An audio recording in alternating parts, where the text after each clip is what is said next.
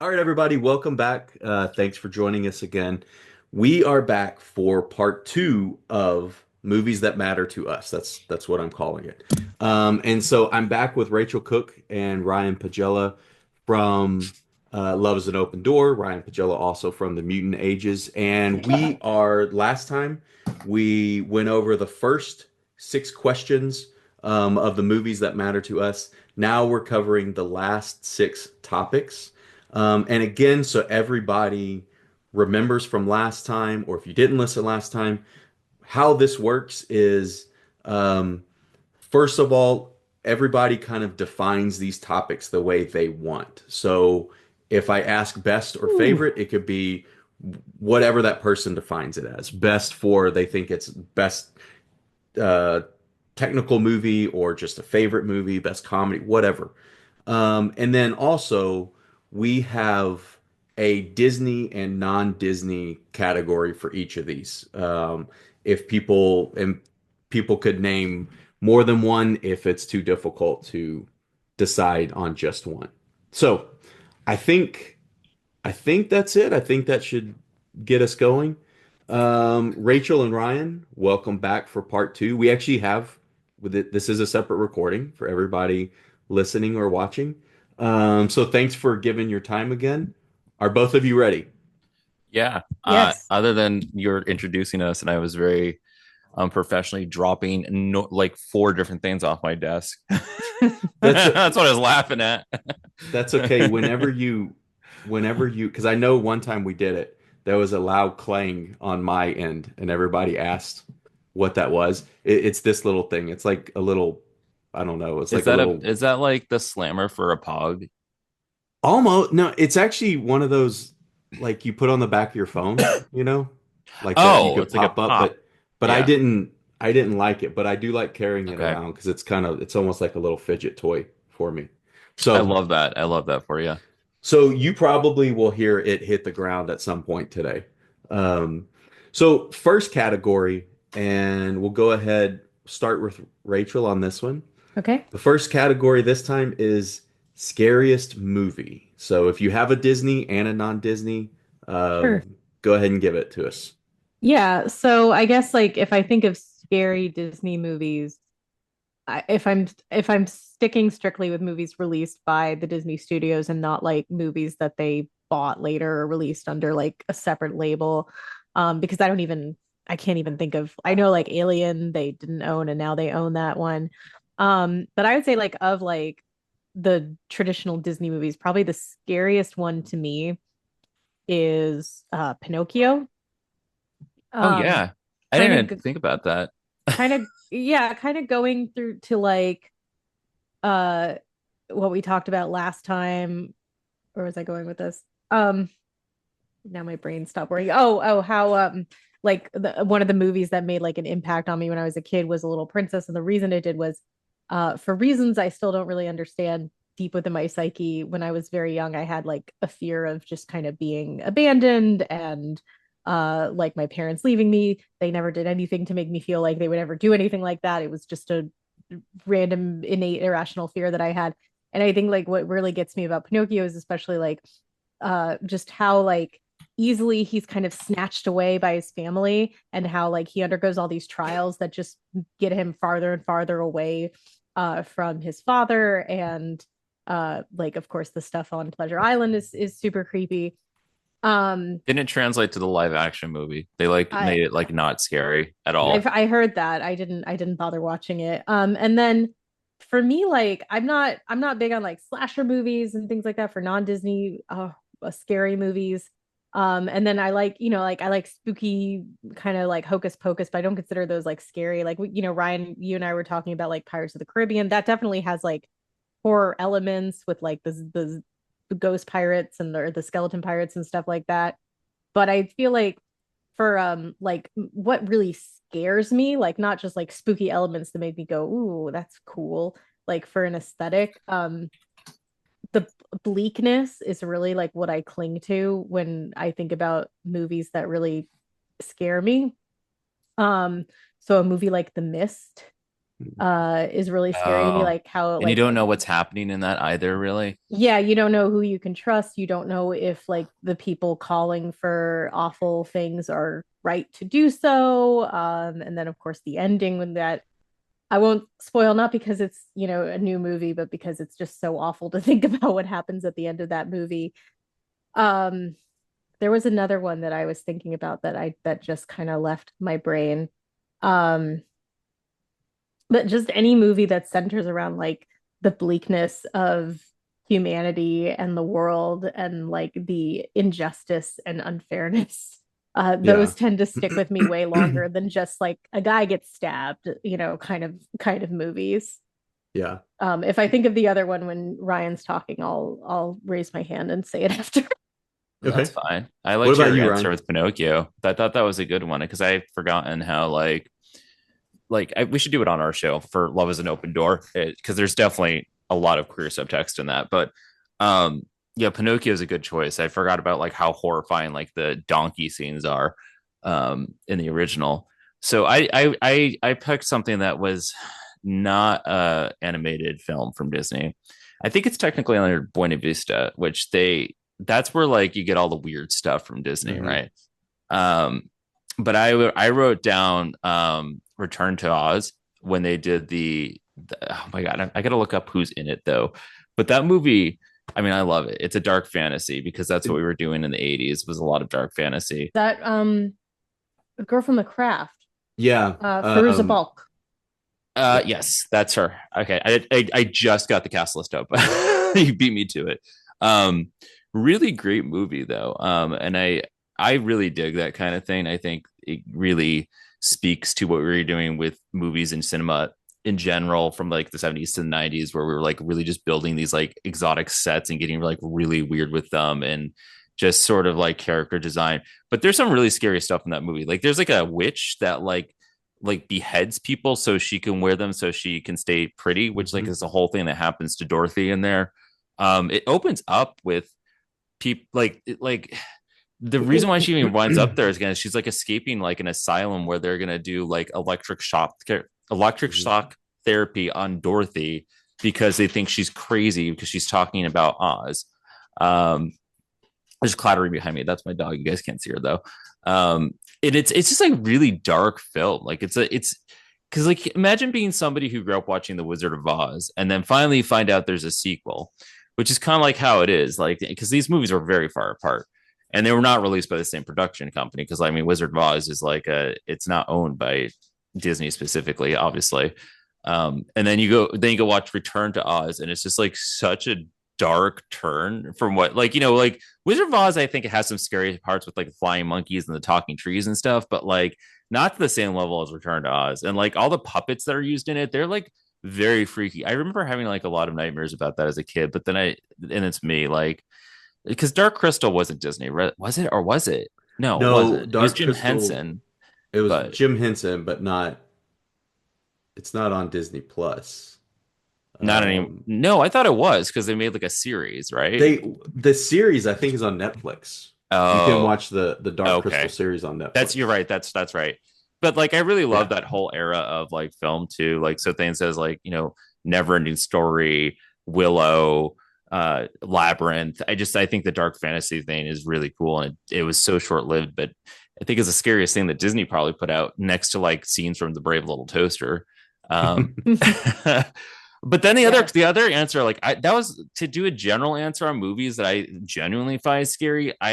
That was tough for me because like I'm a horror fanatic and I worked in the haunt scene for like 30 years. Would love to return someday, but like I'm a huge fan of Nightmare on Elm Street and Scream, and Friday the 13th, and all those movies.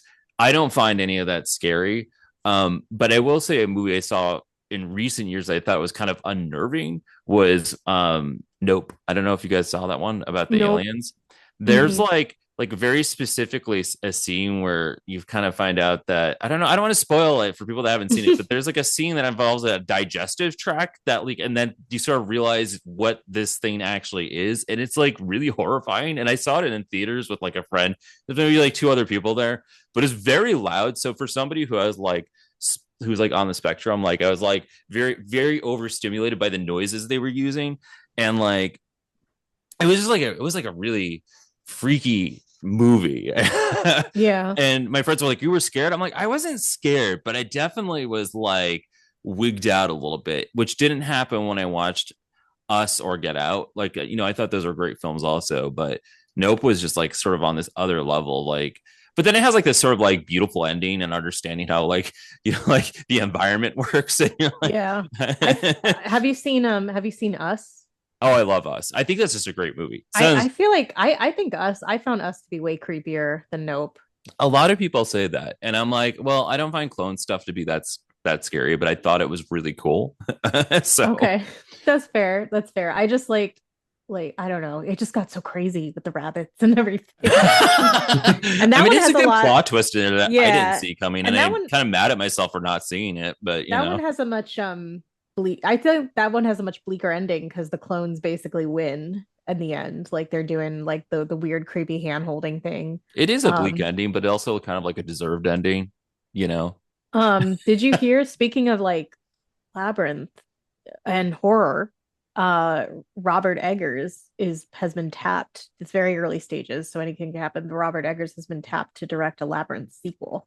what? Robert Really? Wait, Eggers, who how's just that gonna work? directed They need to not Nosferatu. touch that. I'm sorry, they can't touch that because David Bowie's gone. I know. I don't know who could do it. Well, I guess you could just get you could just get Bill Skarsgård to do it I know. I because mean, Bill I'll go. Skarsgård can do Listen, I'll anything. go see it. Don't get me wrong, Um, but I We thought. actually you go Oh, go ahead. ahead. I was going to say I remember the other movie I was going to talk about. Okay. And this one's more of a deep cut. This was something I watched in high school. I took some filmmaking classes in high school, and our teacher just would like show movies, and while we were like working on our own little crappy little student short films. But one of the ones he showed us was Akira Kurosawa's Dreams, and this is actually the only Akira Kurosawa media that I've ever seen. And it's basically a series of vignettes, like a series of short films. And I don't think there was a single one of them that didn't creep me out. Like just one, like one's about the apocalypse, one's about a little boy who like sees like this what is this scary called? ceremony he shouldn't. It's called Dreams. It's by Akira. It was, I think, the last movie Akira Kurosawa made. Um, it's a it's pretty interesting. And I remember it kind of just leaving me with this feeling of dread and sadness watching it. I mean, is this a Japanese film?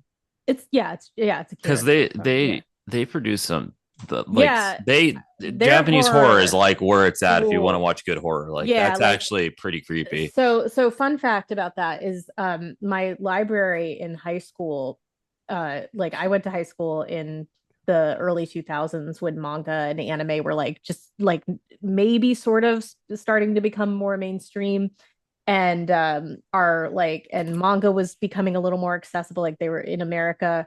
And our library really didn't know what to do with manga. They knew that like we were asking for it and they put a little like section, but they didn't know that like not all manga is created equal in terms of audience and themes and all that. So they just put all the manga in one place.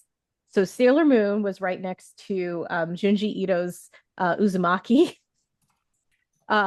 which is the so I was like, a little nerdy anime fan, like I'm gonna read all the manga. And so I finished like Tokyo Mew Mew.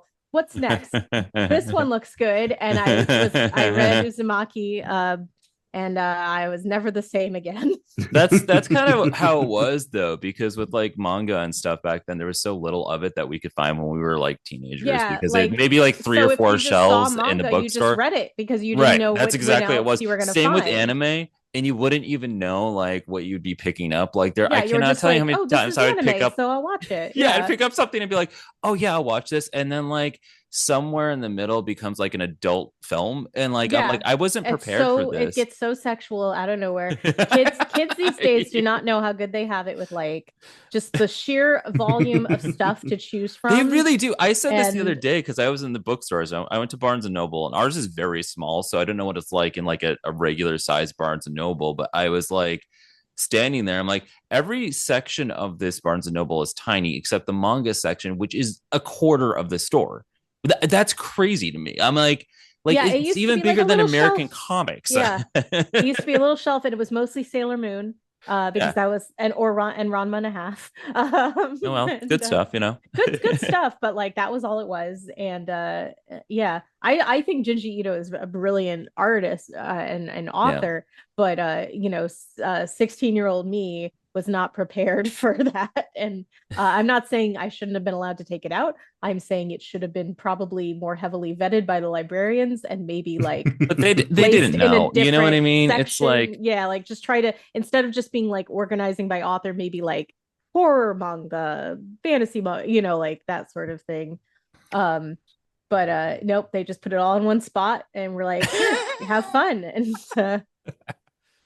oh, your yeah, class will have fun with this. That you know these what? these youngins in your Yeah, class that don't know the struggle it was to get a but I comic don't want book in anybody the taking in the this as 90s. I just don't want anyone taking this as me saying like we should censor this stuff. I don't think it should have been censored, but I think I personally, if I had known what it read, I would have put it back. What it had. So Rachel, you mentioning Akira Kurosawa. Hmm. It like, do you realize? So 1 Week by Bare Naked Ladies is one of my favorite songs because I like trying to sing the fast parts. Which And song by Bare Naked Ladies? I didn't hear there's what you always said. a part, yeah, like Bare Naked Ladies is one of my favorite bands. They're a good And band. that song 1 Week, Oh um, yeah. I always like trying to sing the fast parts. And when you were talking about it, I was like, oh, that's in a Bare Naked Ladies song. And it is, it's in 1 Week.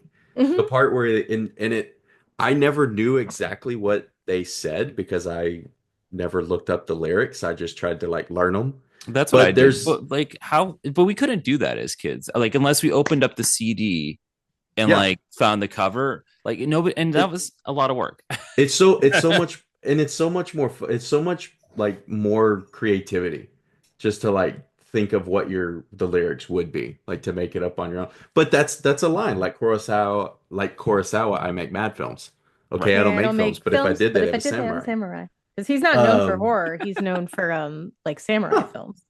So, all right, so on my Ryan, my non one of my non Dis or sorry, one of my Disney ones was Return to Oz Yes. because It's I remember like that, a scary movie. especially the beginning. Like Oz is scary when you see like the broken yellow brick road and everything.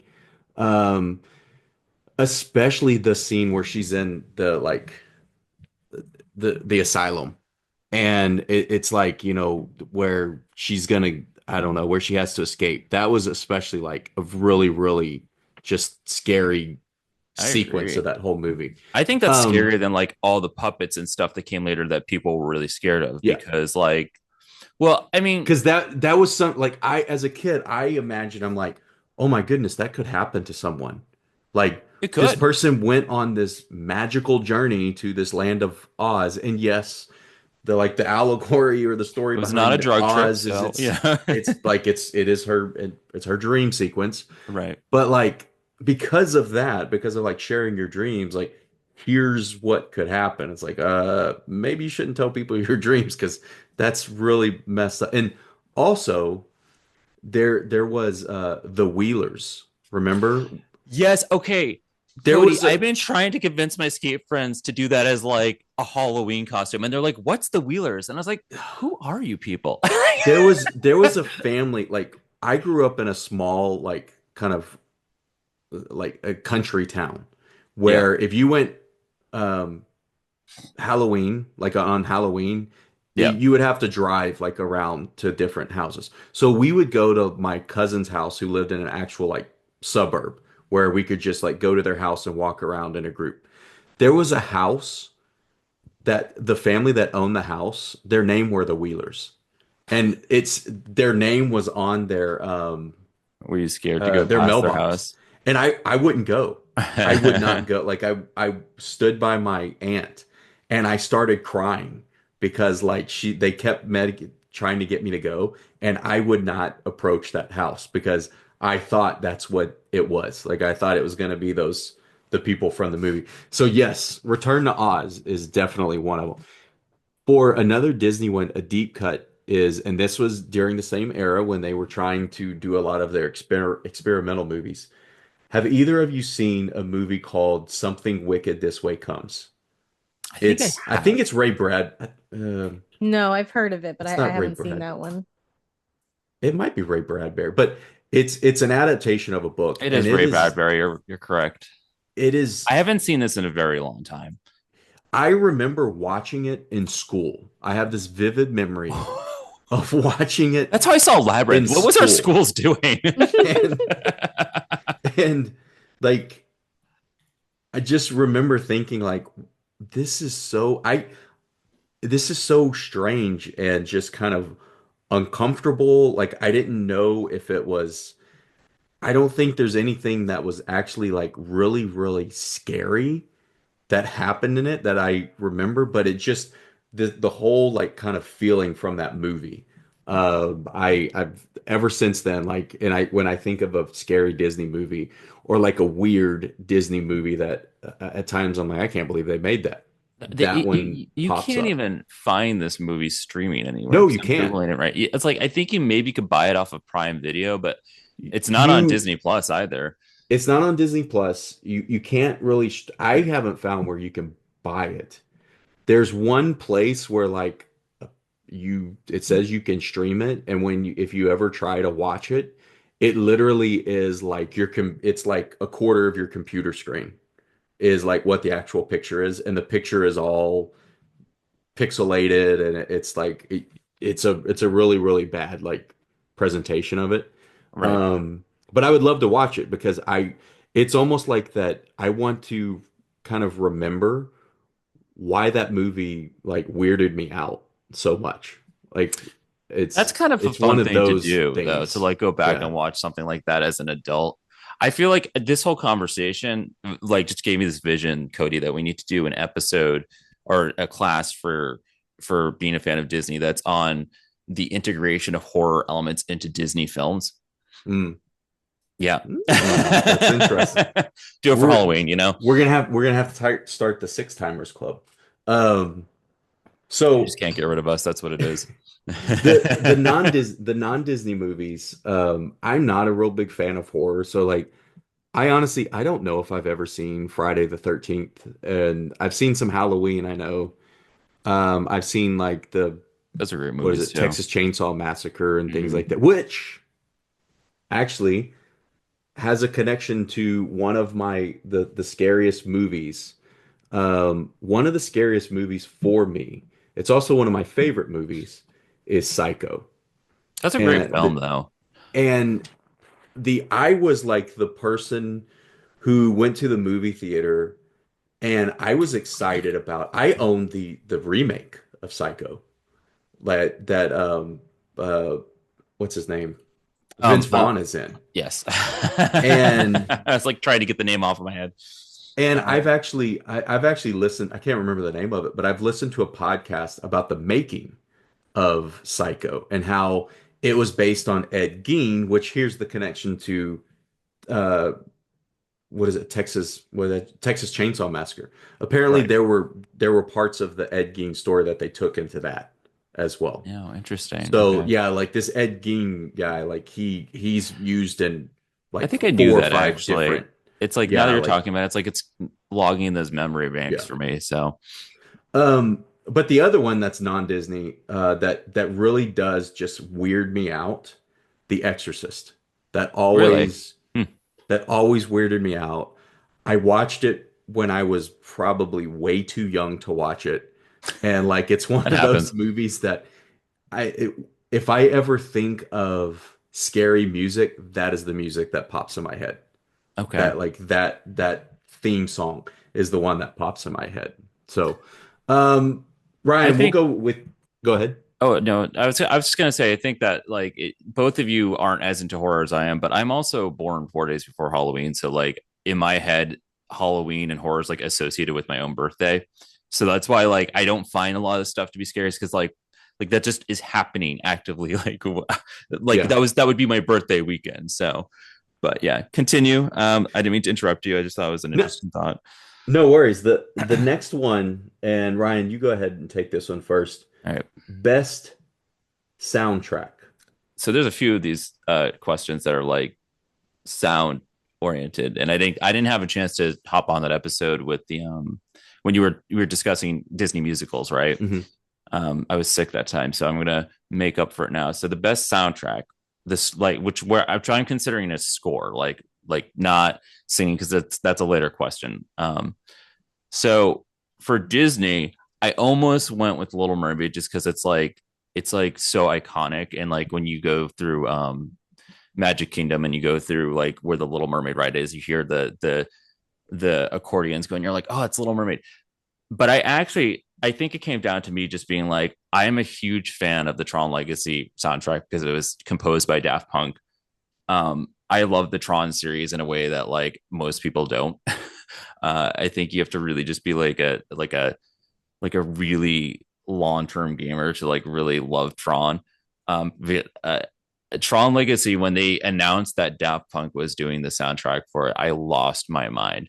And I think they said the new one's gonna have like 9 Inch Nails, and I was like, "What's happening over at Disney?" It's like, why is the Tron movies like they're directed like specifically for like people like me, I guess, like little goth kids, I don't know, like who hung out at Hot Topic at the mall like Well, 30 years ago, you well, know. Nine Inch Nails, Trent Reznor and Atticus Ross, like they do soundtracks now. Like they do Yeah. a lot of David Fincher I know, soundtracks. but like So I in my head I'm thinking Disney and 9 Inch Nails is crazy to me, so yeah.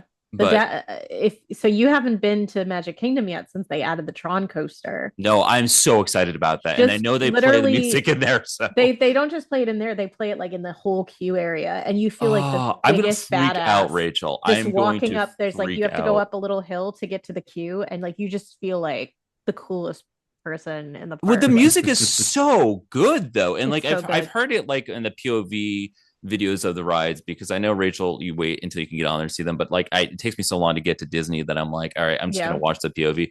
And like I love how they, because Disney and Universal both do this where they take soundtracks with rides and they like line it up with coasters, and I think it's the coolest shit ever. Oh, sorry, I'm not trying to swear. But like I like how it like how it works with that ride where it like speeds up with the music and then slows down. And anyway, so Daft Punk like doing that, and I'm a big Daft Punk fan because like I grew up, like I'm like 40 now, so like that was like a big piece of like my teens for a while. Um, and I don't know, I think it's a great soundtrack, and that song D-Res, there's a lot of remixes. There's actually like a remix album you can get of all the Tron Legacy music that is just so good. It's like club music. It's crazy.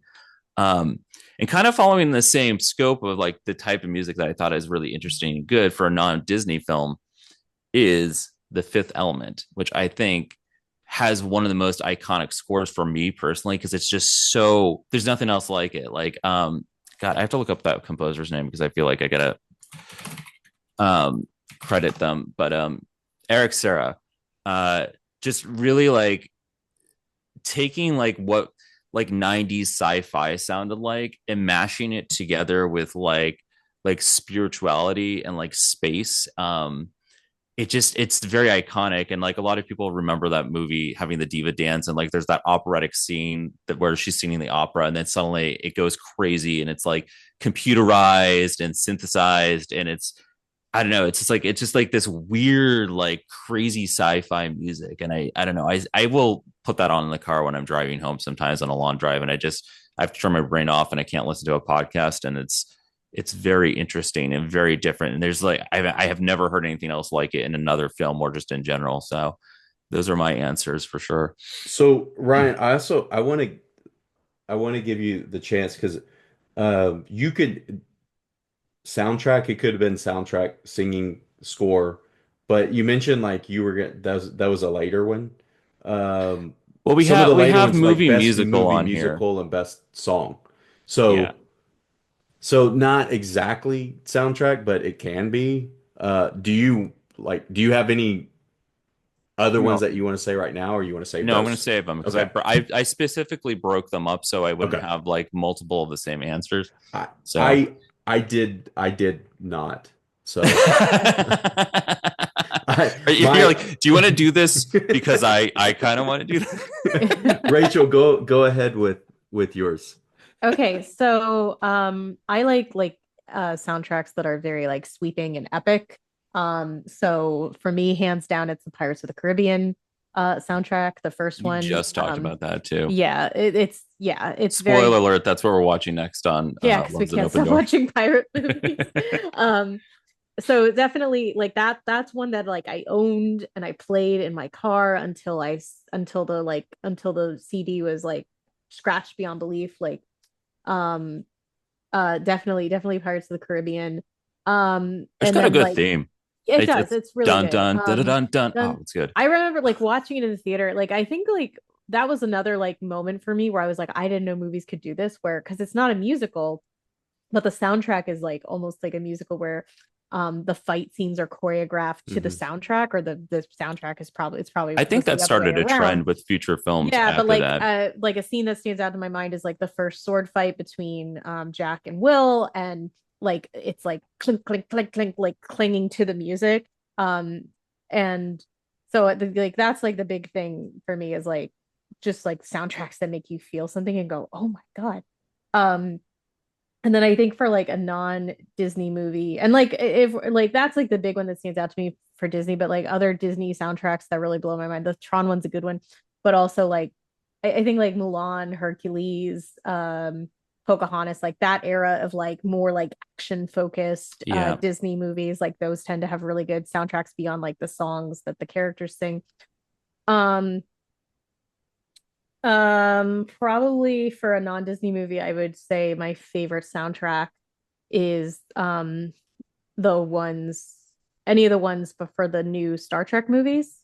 The Michael Giacchino, who does a lot of work Hmm. for Disney, but I love how what he did with the Star Trek movies, the new ones with the J.J. Abrams, and then I don't think he directed the third one, but I really love those.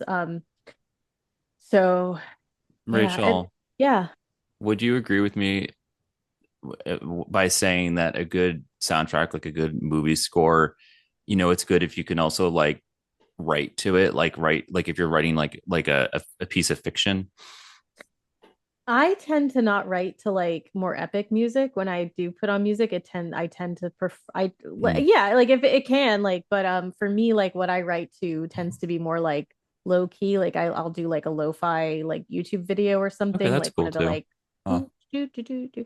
Um sometimes it's inspiring. for That's why I me, asked. because I used to run, I would like run to these kinds of soundtracks. Like that is what would get me going. Like if I'm thinking too much about the music, I'm not going to be able to concentrate. Wait, and just imagine you like running down the street in Orlando, like doing a marathon, and they're like, "Wow, should you listen?" Just like bum bum ba-da-dum bum Yeah, ba-da-dum absolutely. ba-da-dum. Absolutely. Like that's the thing. Like for me, like everybody's different, but for me, like I probably couldn't actually like even though like maybe like it'll get my creative juices flowing when I'm thinking about writing and thinking about characters and like what like cool things do I want my characters to do.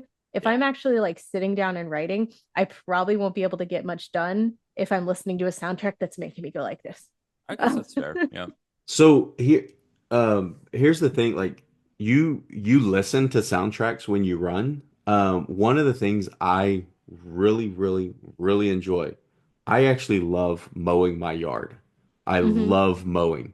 And so I listen to all these soundtracks while doing I that. don't. Is Because that like like then I can just listen to things over and over and over again we? Yeah. I until gotta tell. like This is about you, Cody, but there was a day that Cody messaged me, Rachel, and he goes, I was mowing the lawn and listening to the Rocky Horror Picture Show soundtrack, and I was like, I listen to what? Rocky Horror Picture Show while I'm working in the yard so much. I I love like it though. It makes that me is so happy. that's one that's like on there. It although it's interestingly it's not actually on like the list of soundtrack because it's on a later one. Okay, My Disney ones again I have multiple ones. Encanto, I love Encanto. that's a good one. The Greatest Showman I think Is is that one of Disney? I didn't realize that. well It's now not. it is. It's Oh, Okay, Fox. Fox. Okay. okay. Yeah. Um it's one of my it's one of my favorite movie musicals. It's not historically accurate in the least. But then I also like all of these. Hamilton obviously is an acquired one, and then Mary Poppins Returns. I talked about Mary I Poppins still have Returns to the watch last that. time. Wow. It's so good, and It looks the good. music is so good in it that everybody always thinks about the original Mary Poppins, and with good reason. It's an amazing movie. Mary Poppins Returns actually might like the for music that might be my favorite of the Wow. two Okay. because they do a really cool job. And then non-Disney would be the Music Man. Um, I wish if sometimes I think I've asked both of you this question before, possibly. If there was a movie you that was not owned by Disney, but you wish Disney would purchase and put on the service, that would be the Music Man.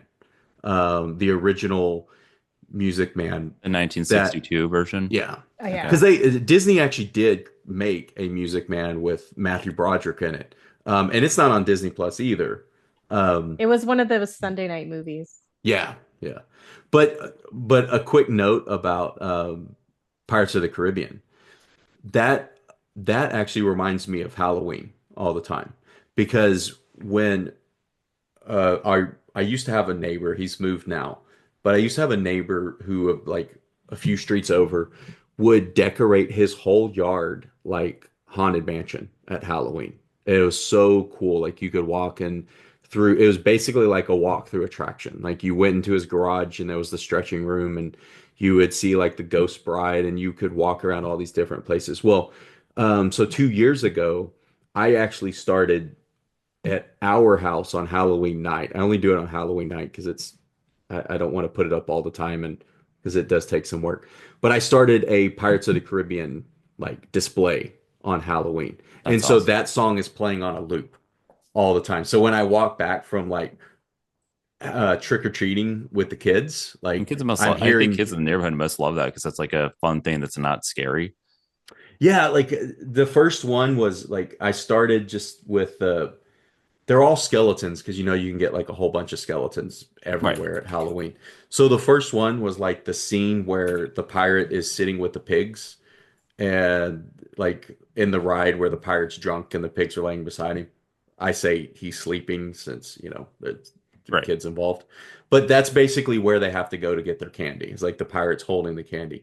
And then this last year, I tried to recreate the jail scene with a few of the pirates like leaning over out of a jail cell to try to get a key from a dog. Um, Oh, so that's fun. so that song reminds me of Halloween anytime that I come back.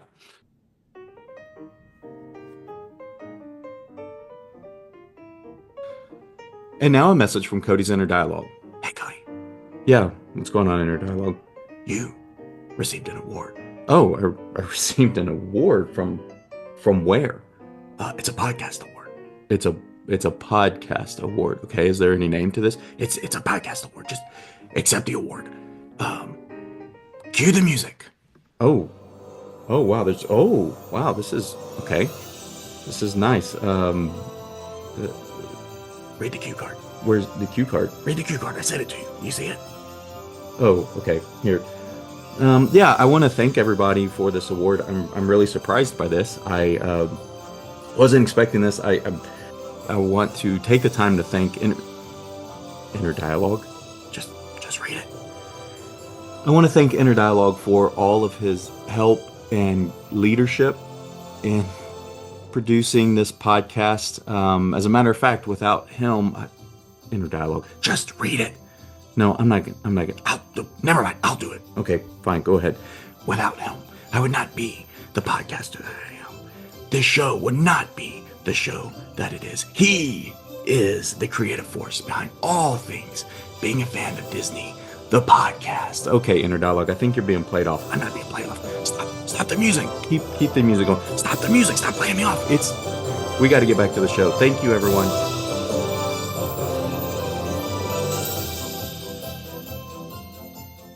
The third one is this is best movie musical. Mhm. So, do either of you want to? Who wants to go first on this one? I'll go I, first. I was Oh, gonna say whoever goes first. I think Cody should go second so we can mix it up a bit. Okay. okay. I'll go first. Best Disney movie musical for me is probably gonna be where did it go? Mulan. I don't think there's a song in that soundtrack that I don't like. Um, and yeah, it's definitely one of my it's definitely my favorite there. And then my favorite non-Disney musical movie is The Music Man. I actually just rewatched it the other night because do either of you listen to Comedy Bang Bang? No, Mm. Okay.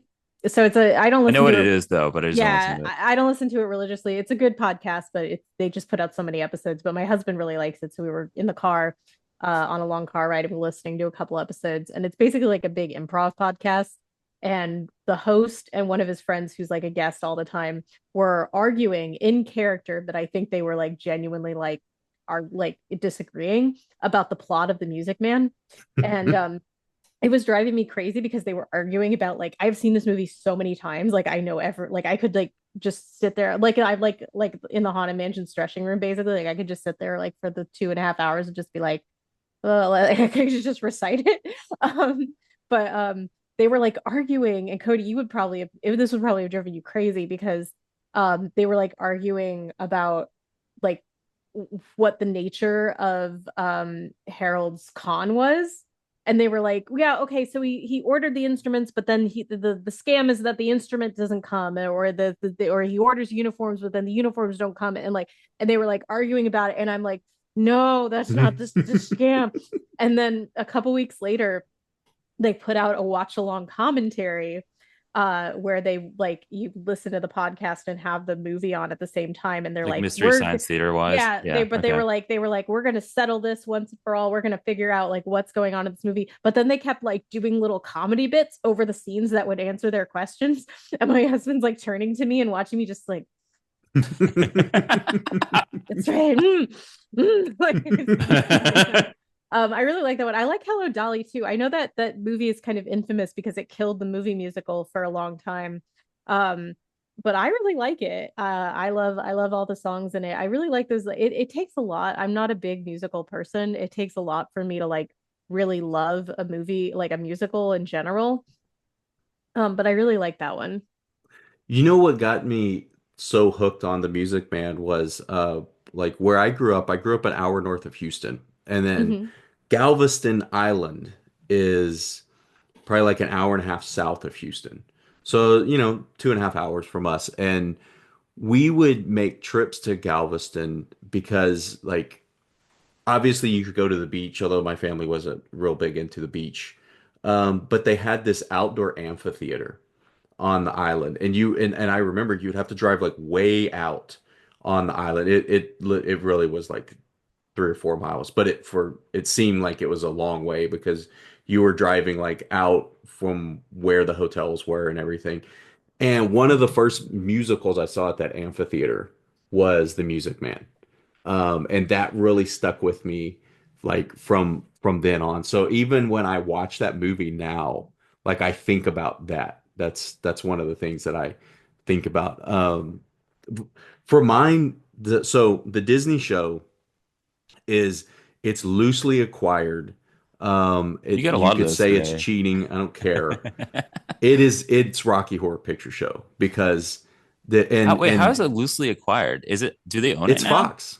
It's Fox. Wow, I guess I can't keep track of like how much got bought when Fox merged with them. I Yeah, was I basically mean like, oh, the X-Men got bought. That's all I care about. they they almost well, I think I can't remember. They may have like they almost or did double their like library when they purchased They Fox. did. There They was did. a there was so much stuff in there. Um, but that's for the non or that's for the Disney. The non-Disney, I think, has some uh recency bias. I love the movie Wicked. That was so A good. lot of people love Um, it. I mean, like, I think you're fair to say that because it's been getting phenomenal reviews. Like, yeah. one of my friends who appears on the Mutant Ages frequently, she loves Wicked. She's always been obsessed with it, and she said even all the additions they did to the soundtrack are just as good as the original Broadway show. So I think you're in your right to say that. So what was so interesting to me about that is like when because early on I had read that it was going to be in two parts. Mm-hmm. So when I saw the runtime for part one, it was 2 hours and 40 minutes. I mean, that's the length of an entire stage production. And It's I the was like, length of how like in the one half of an world? Avengers movie. Yeah, I'm like, how in the world is this going to happen? But it literally is like I can't point to a minute of that movie where I'm like, they should take that out, or they Right. didn't really need that. Like they did such a good job with that movie that I'm really really looking forward to part two. We actually talked about Wicked today in class, even though it's not a Disney movie. But the other one that the other one that is non-Disney and maybe takes my credibility away for liking Wicked so much in some people's eyes, but I don't really care. I love the stage production of Cats, and I am one of like the five people in the Yeah, world you really are who alone on that loved that one. movie. I loved that I movie. tried watching that movie, man. I was like I freaked out by it. I was like, "What's going on here?" I It I made own an it. already weird musical weirder, and I was Well, like, the thing is, when people say like, "Well, it didn't make sense," well, the musical "No, never it made doesn't." I sense. 100% agree with that. Like, Like, it's funny that Cats is as iconic as it is, and like we all grew up with it. I liked Cats as a kid, and then when I got like into writing, I was like, they just took the book and wrote, yeah. like put music to it. So, so there's my like I have I like I said it may take my credibility away for some people, but Rachel, I was saying that uh the non-Disney movie that's my favorite right now is Wicked, but I was saying I am one of the few people in the world who absolutely loves the movie Cats. I Okay. love The I movie love that Cats? movie. Yeah, Ooh. like I have the pro shoot of the stage production. But I also have like the movie that was put out by Universal. Okay. So two things about cats. One, do you know the Kimmy Schmidt joke about cats? I guess No, I don't think probably so. Unbreakable Kimmy Schmidt. Okay, so there's a bit in the Unbreakable Kimmy Schmidt, which is a good show. You should watch it. But there's absolutely. a character in it who is like his dream is to be a Broadway actor. Sorry, I was like running around getting my charger and getting my kid a snack. So and No, but like that's the best I part also about ate a that bunch of character, though. coffee almonds right before we started.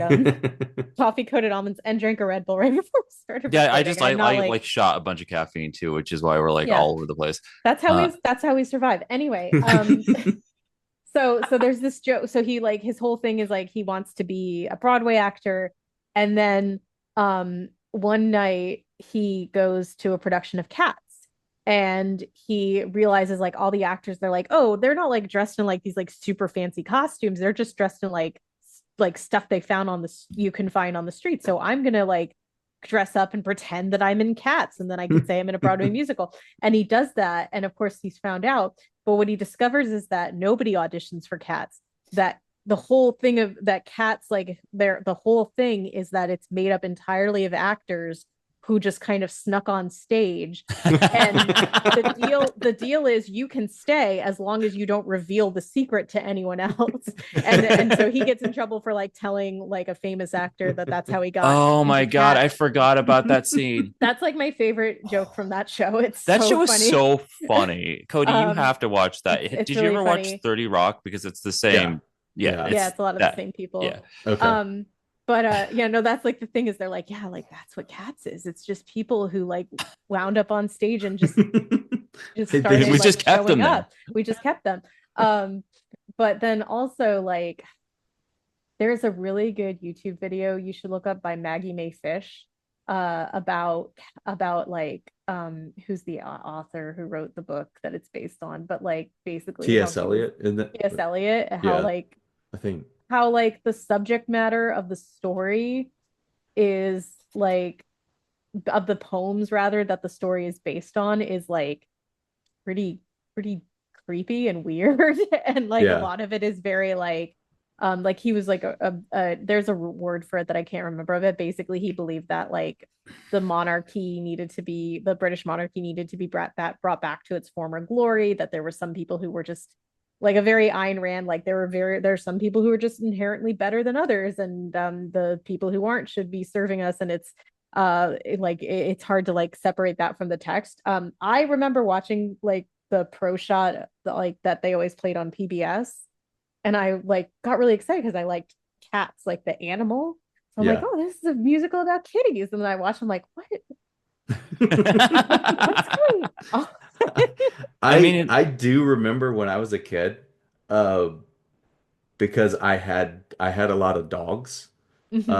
I remember I was because I really liked obviously I liked the musical, and I'm like, man, when are they gonna make a musical about dogs?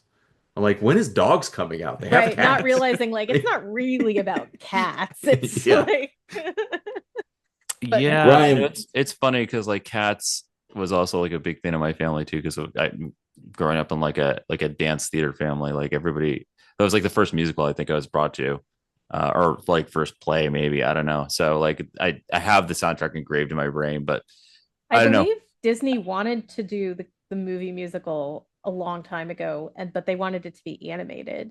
And some of the I think that would have concept worked art, better, I honestly. know there was concept art. I think it was Disney, but the concept art looked actually really good for it. So Yeah. it's a shame that they couldn't make it happen. But yeah, there's a good Lindsay Ellis video about the history of the play. Maggie Mae Fish talks about like the author, and then I think Big Joel does like a or somebody does like a good video about like just the movie itself and how Okay. like interesting it is. But a lot of I haven't seen the movie, but I've heard that the Railway Cat song is like the best done one in the Oh, movie yeah. version. I've Yeah, heard it that one's is. really good. They like that is the probably the best song from that Yeah. movie Yeah. soundtrack. Yeah. Cats is so interesting. So what do you like about the movie? So you're I nobody likes just the movie. I just love so I think it's because like because I grew up with the musical, I grew up with Yeah. that music. It was like, ooh, this is a new adaptation of this. I don't Okay. care if people think it's good or bad, and I don't care if there are things I think are like not great about it. I'm gonna love it. Like Okay. I think that's kind of it's the same thing as like I mentioned with like I own the remake of Psycho because I loved the original Psycho so much that I was the person watching it, watching the remake and pointing out to my friends like, "Oh, look, they don't get out. Like the passenger gets out on the driver's side because like the where they filmed that in the soundstage they filmed the original one they couldn't get out of the passenger side or it might have been the driver's side I can't remember but they couldn't get out one side of the door because they couldn't open the door they would hit the edge of the soundstage so they had to like climb through like I was that way with the original one because it was like shot for shot um except for like one added scene that so I think that probably has a lot to do with the movie. It also was that was actually one of the last movies, probably like third or fourth last movie I saw before the pandemic. Mm-hmm. Um, we were visiting family in Lincoln, Nebraska, and we went to the movie theater like it was like at 10 in the morning or something. And my two boys and I went to see Cats. And it was because they like had found this they liked the soundtrack because we had listened to it and then on the way up like one of my sons found a version of the one of the cat songs that every time they said the word cats it would like speed up and speed up and speed up so by the end it's like sound like Alvin and the Chipmunks are singing it so like they were all about it so I think that probably has a lot to do with it as well. Alvin and the Chipmunks. The one Alvin where and the they Chipmunks go, singing cats. oh. Oh, you know what a good movie musical is? The Alvin and the Chipmunks movie where they go around the world. Yeah. Oh, you're That's talking a about the good. one from the 80s? That's a Okay. really good one. You know what another really good one is? Hmm. Ryan, Country Bears. Oh, the I No, haven't movie seen we Country that. Bears? I haven't we seen it. I don't know no, if it's got a Ryan good soundtrack, but I love the movie. So Ryan and I talked about Country Bears one time. and I like some that of the movie. It's I Oh, just do like I love the stupid movie. fun. It's like I it I do haven't love it. seen really it. it's a movie that is self-aware that it's like kind of a stupid movie. So like they just play on that a whole lot. Like I really love that scene where like that one bear kid is with the human family and that he was raised with them and he's like, I think I'm not a human, and she's like, no, you're human just like Yeah, us, and the brother's like, he's clearly a bear, is like the yeah. funniest kind of humor to me. I don't know. Well, So and it was a movie that like it was one of the last movies like kind of in the Disney style of let's have these all of these people that we have signed up that are like on doing record deals with us. Let's have them yeah, be in this movie. You yeah, know, it that was is almost like Queen Latifah's in it, I think. Like, yeah, and like they go to like a cafe to see one of the bears, and all of a sudden like this new musician like starts singing in the cafe. Like it was very it's a very sporadic movie at times. But it's an so interesting movie for sure. Like I think it's definitely worth watching. It's Ryan, definitely not what the are best yours? musical.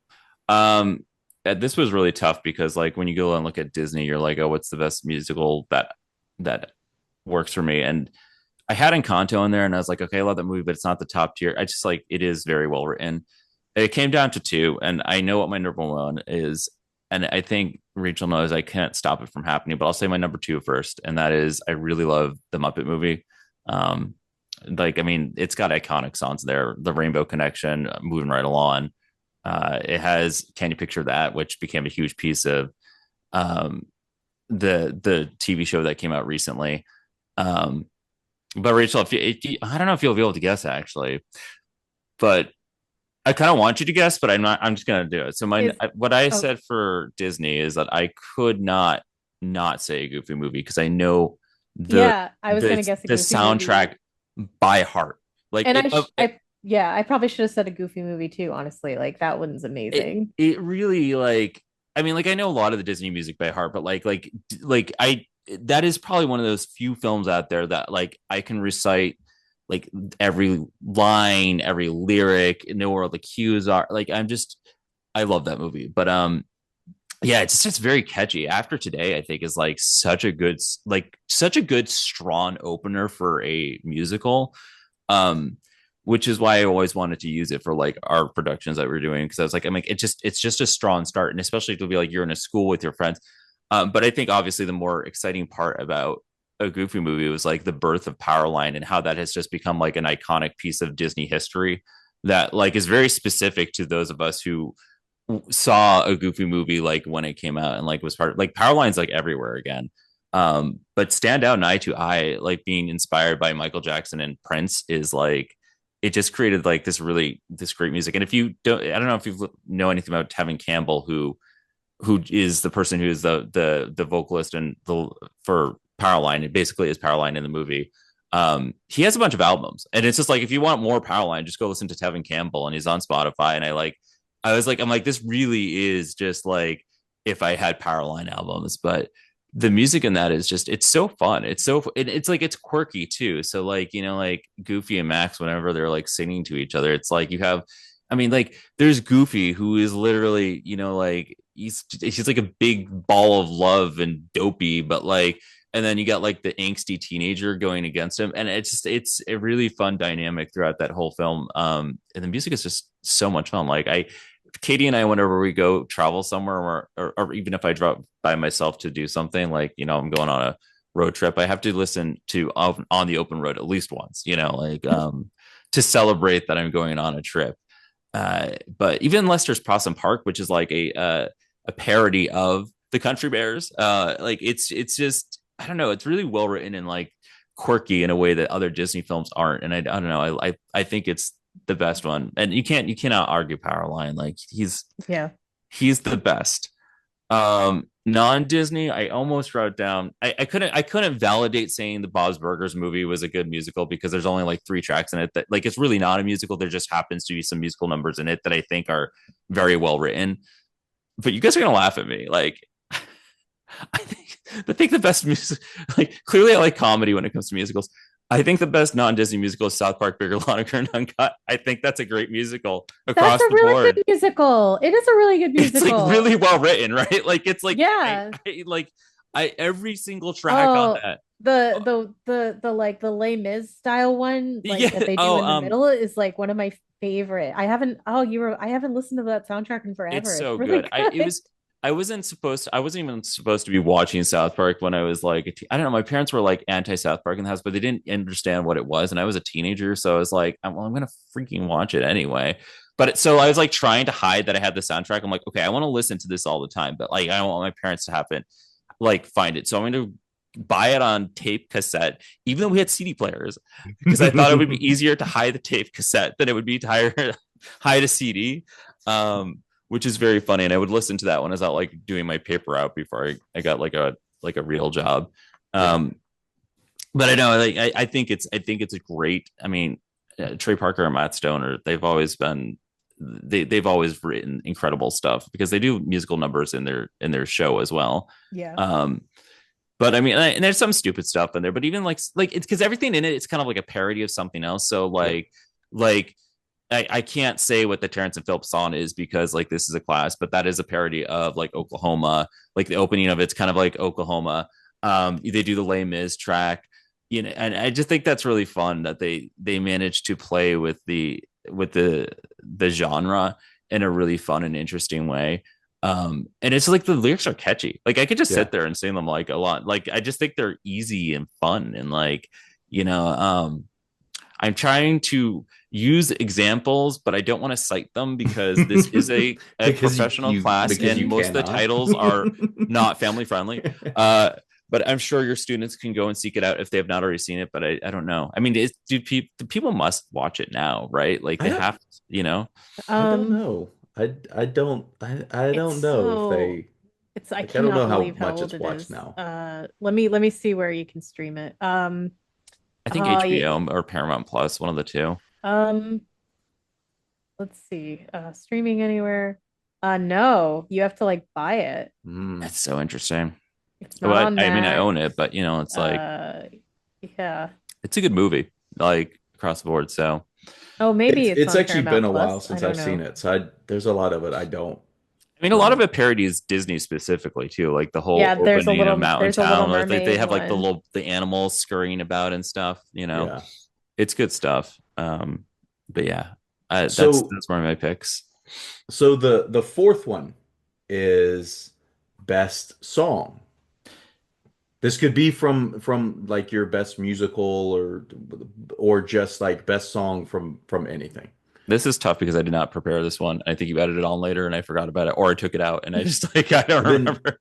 then I can go, then Rachel, then you can Okay, go. okay. So my Disney, I have two. They actually both come from Encanto. I love Surface Pressure. Hearing that song the first time, it just kind of like was eye-opening. Like, oh my goodness, this is what this movie's going to be about. All right.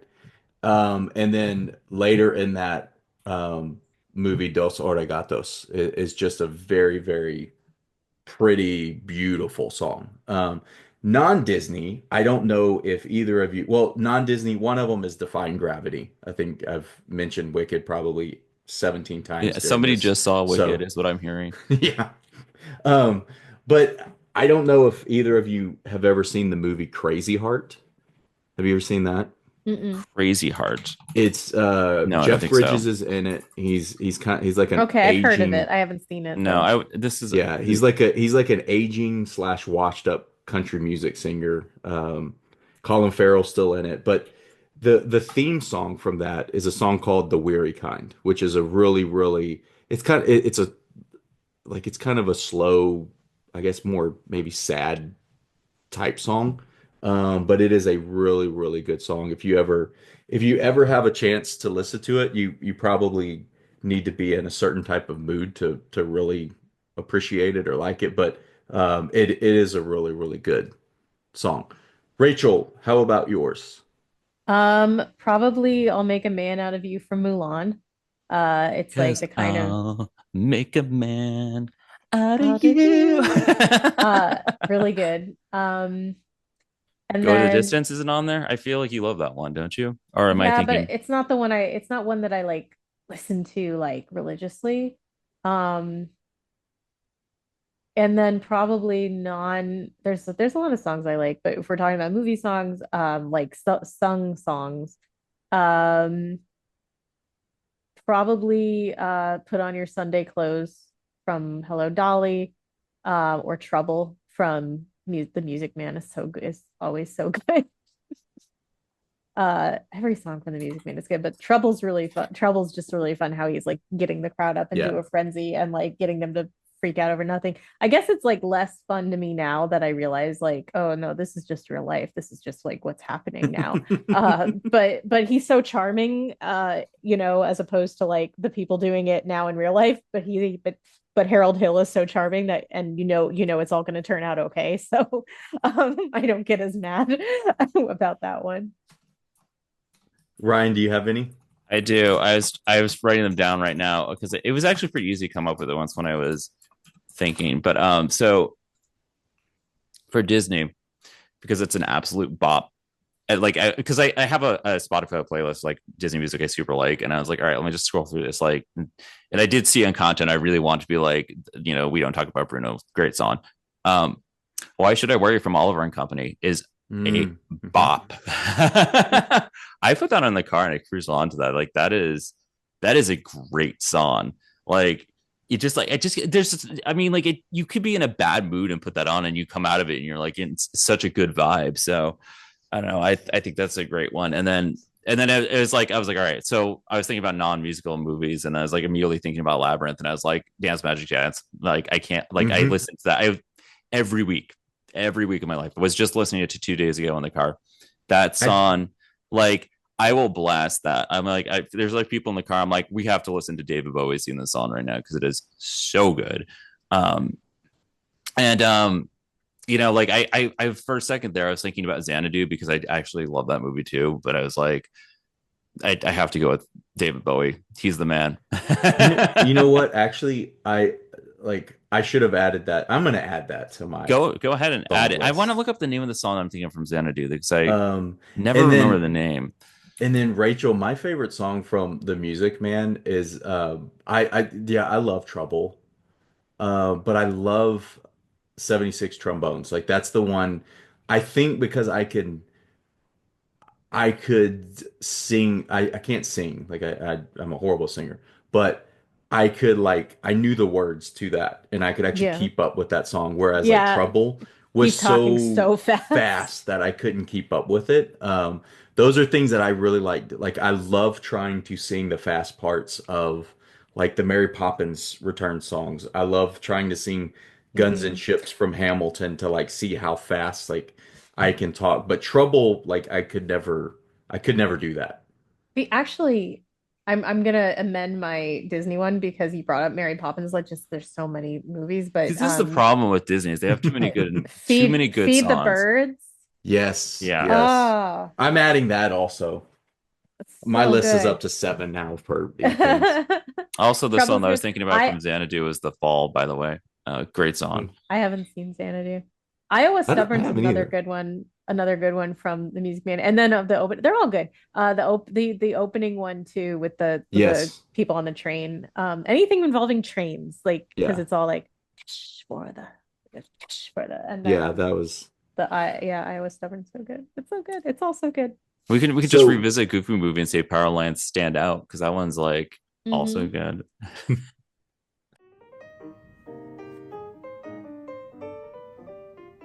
and now a message from Cody's inner dialogue. Hey Cody. Yeah, what's going on? Inner dialogue. Valentine's Day is coming up. Yeah, yeah, I know that. And you know what makes great gift for Valentine's Day? Well, I think people usually do like candy and flowers and sometimes like stuffed animals and everything. Yeah, yeah, yeah, whatever. Uh, Being a fan of Disney, the book makes a perfect gift for Valentine's Day. Oh, yeah, thanks. Thanks. That's a good idea. Yeah, it's got tons of information in there about the parks and about your love of the parks and about Disney and other people's love of Disney. Yeah, yeah, it does. And it talks about Valentine's there. No, no, actually, I gotta correct you. I don't write about Valentine's in the book. You don't? No. Have you read it? Of course I read it. Then you would know that Valentine's isn't included in the book. Do you want to sell these books? Yes, yes, I do. Being a fan of Disney the book, available on Amazon, and it makes a great gift for any occasion, especially Valentine's. Okay, especially Valentine's. Thanks, Inner Dialogue. Back to our show, everyone.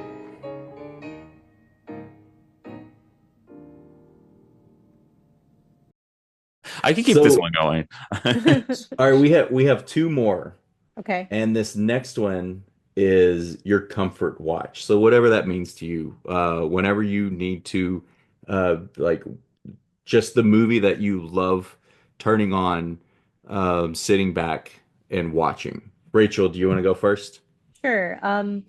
So my comfort watch for a Disney movie would probably be The Emperor's New Groove. That's a Uh, good one. that's yeah, that's one that I turn on a lot. It's so lighthearted. It's short, but it's so lighthearted and fun. And then Muppet Treasure Island's another one that I just kind of watch when I need to pick me up.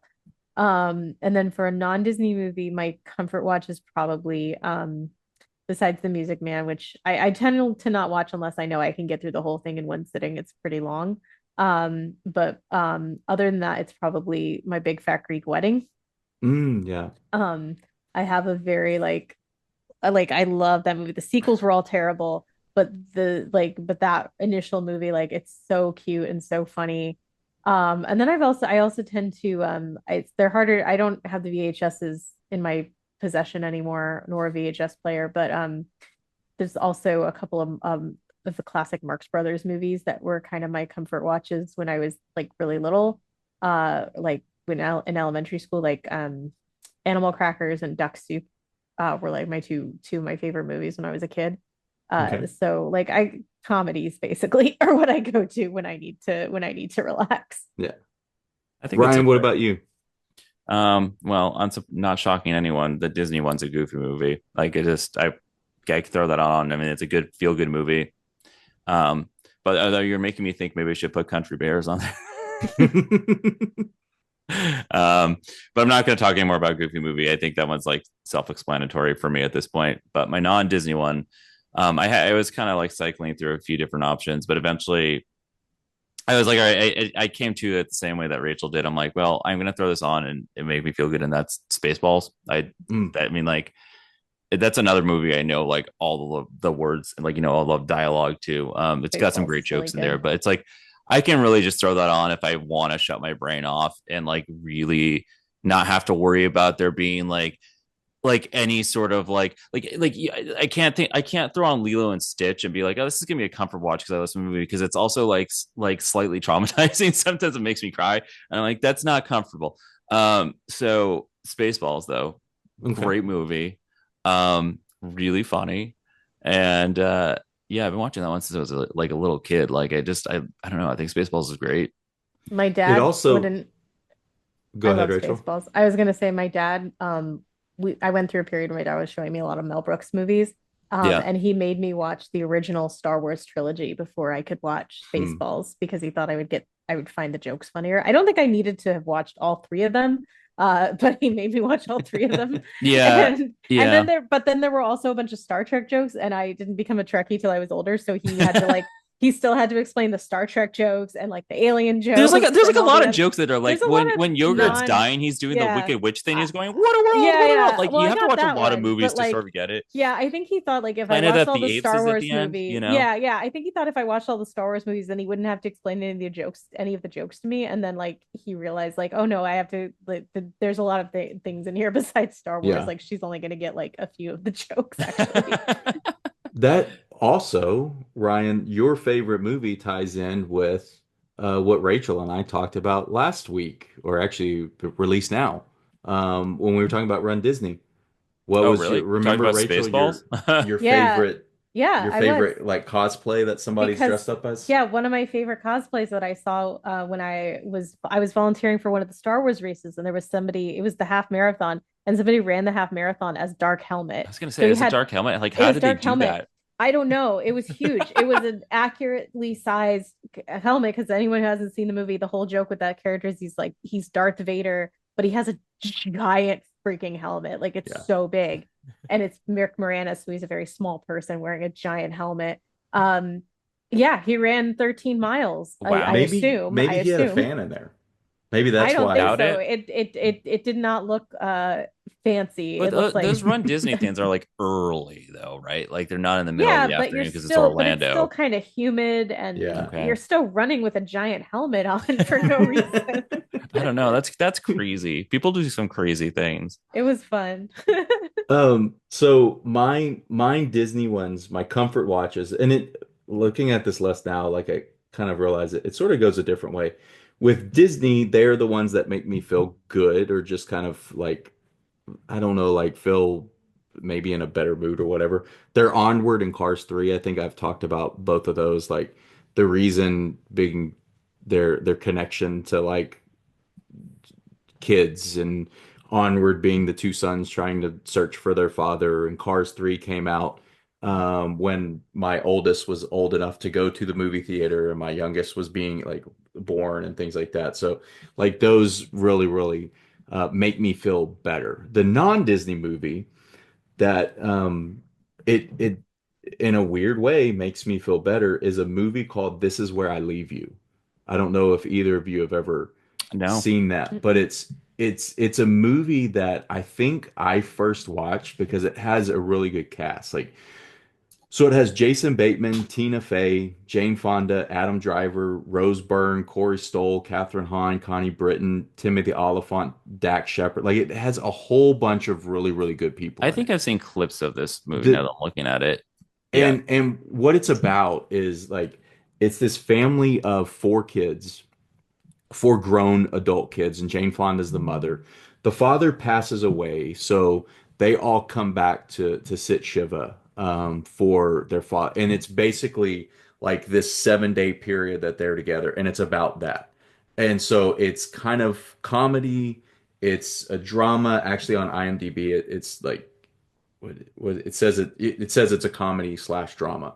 Um, that it's just a really good movie and the way that it ends and everything.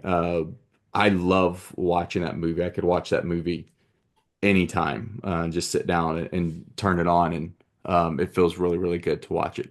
So we have arrived at the last one, um, which is good because we are kind of running short on time. So Ryan, we'll start with you on this one. Oh, Last one, your best or favorite movie. And as I said at the beginning, um, best or favorite, that's your definition, however you want to define it. So what yeah, are that's yours? yeah. So, I mean, I think we've answered the Disney one on here on the podcast where, I mean, obviously Goofy movie is like my top tier. And then I go second to Lilo and Stitch, both great films. Um, and I already talked about this movie, at least the soundtrack, because The Fifth Element is absolutely my favorite movie, like 100%. It comes around to the local AMC here like once a year, and I think all the AMC's do it for like each year anniversary, and I'll go see it again. I own it. I mean, like it's one of those movies that just has been engraved in my head, and I think developed sort of like what my storytelling would be when it came to writing science fiction and like sort of scripts and screenplays. It like kind of like based like the humor that I kind of have. Like I don't know. I think that movie just like really it just kind of like I reference it all the time. Like it's like Spaceballs where I'm like just quoting it all the time. But yeah, I mean Disney's a goofy movie. Lilo and Stitch. I don't feel like I need to explain too much more about those. But yeah, the that and Fifth Element, 100%. Awesome. Awesome. Rachel, how about you? Mm, it's so hard to pick a favorite movie. Well, I you talked can't. about one like repeatedly in the Mupp- chat beforehand. Muppet Treasure Island? No, No. What you were did I talking. say? Um, My brain uh, doesn't work. Tell me what I The said. oh, what is it called? I'm blanking on now with the orphanage. Little Little Princess? Princess, is that No, that's like my least favorite movie. I Oh, hate that The was Little she Prince. talked about how much that traumatized her. It oh. traumatized me. Well, It why were you ruined putting? my You were like, I'm life. going to put it down for every answer. I was like, why? Oh, that was well, I meant most answers. It was an exaggeration. Uh We should have added one least favorite movie, but that would be too yeah. hard. Go ahead, Um Rachel. Yeah, I no, don't know what I that love is. Muppet Treasure Island so much. I can't tell you how many times I've seen it. It's so good. It's so good. You I can listen to won't. that her Yeah, explanation of why she loves it on our I podcast. won't wax poetic about it now because I just did that. Oh, just picking one movie is really hard. In a way, like I kind of knew how to do this because we did for the Patreon at the Mutant Ages like our top 10 games, and then we were like toyed with the idea of doing like our top 10 movies, and I was like, this is too hard. There's too many movies like It's that. too Like hard. you consume more of those than video games in your lifetime, but like I could at least get down to like my top five. So It's so hard. There's so many movies that I like love and like will go back to, like Interview with the Vampire, Love at Treasure Island, Goofy Movie, Emperor's New Groove, My Big Fat Greek Wedding, Home Alone, Christmas Story. Uh, I can't pick one. Don't make me pick one. Please don't make me pick I one. mean, you just listed a bunch. Well, I can you I pick think just it's a listed fair, a lot, so fair to say there's that I yours. think a lot of the movies that and films that we brought up in these two episodes are probably like in our top favorite movies because we're Yeah, able to reference them like that. So yeah. The so and you just listed several, which is perfect. I have a few listed down. Disney, if I look at Disney, Mary Poppins Returns, like those are like they hold a special place for me. Um, Star Wars Return of the Jedi, specifically Return of the Jedi, that was the one that like I was old enough to like actually remember, or I should say, uh, like I think it re-released a few years after its initial release. yeah, I think you're And right. so I actually was able to see that in the theater. Like I remember seeing that in the theater. I remember seeing, like the Ewoks were like just amazing to me. So those would be my Disney. My non-Disney, I've talked about two of them. Psycho is up there. Last episode I talked about Bull Durham, the minor league baseball movie. And then I may have mentioned this one in the first episode. Once Upon a Time in Hollywood, I Okay. think is such a Oh, good movie and for many, that many one's so good. reasons. Yeah. Be like more recently, the reason I've really gotten into it is I think the story of like I think it's always interesting the way that he tells his stories, to where they have like different endings. There, it doesn't happen. He will have historical events, but like the endings are changed. Yeah. That was really interesting to me. Um, that whole storyline with the uh, was it the I guess the Manson family and everything. Like that's a really interesting storyline that has been told many, many times. I thought it was an interesting take on that. But then what's really caught my attention more recently is like the stories of what people refer to as quote unquote old Hollywood. How it looked then. I've never been fortunate enough to go to Hollywood. I would love to go see different studios. I would Yeah. love to go and just kind of like experience what it would be like to actually live like in that era. I mean, now it's, unfortunately because of what has happened, it'll be years and years and years before people would be able to go in and do a lot of stuff, unfortunately. Yeah. Yeah. But I love that story of what it kind of this fan fantastical or uh romanticized view of what that era was like, and then like juxtaposed with like the subplot of what's going on and with Sharon Tate, and then seeing how it all ends, and that was a really really fun one. So that's Yeah. up there on my list. Inglorious So Bastards is another one that I love yeah, too. So that like you're making me think about that too. yeah. So that's it. We have now, after two episodes, we've made it through our 12 questions or 12 topics. So congratulations to both of you. Congratulations to me I know, for like doing this lots for of two episodes. questions. Yeah. So The movies that before make we us. before no no no that's copyrighted. This Oh, is sorry. the Ryan. the movies that matter to us. Okay. It's there's It's That's less It's catchy because copyrighted, the but you have catchier one is like Disney in copyrighted. the title of the podcast. yeah, yeah, I know. The some We got to worry about that. The the so subtitle, some Disney, not yeah. Sorry. before we leave, tell people we didn't do it last episode. Tell people where to follow what you're doing, how to get in contact with you, etc. Go ahead, Rachel. So you can find me on Instagram, Blue Sky, and Threads. Rachel does words, Rachel does words, all one word.